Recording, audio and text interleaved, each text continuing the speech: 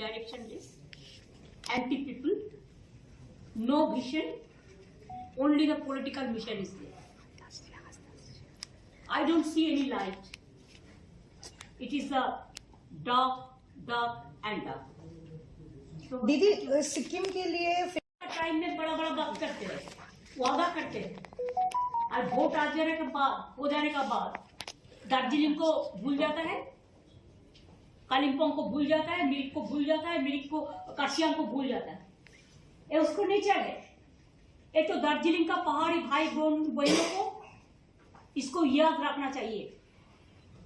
सिक्किम को मिलने दो, हमारा कोई इतराज नहीं है, लेकिन सिक्किम को मिलना और बंगाल को डिप्राइव करना दार्जिलिंग को, दिस आई कैनॉट सपोर्ट।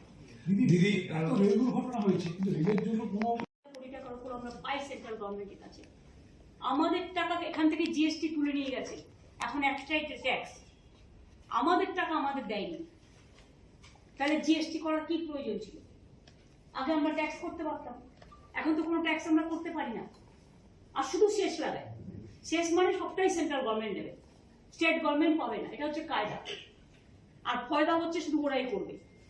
কাজেই এই budget total anti people and anti poor.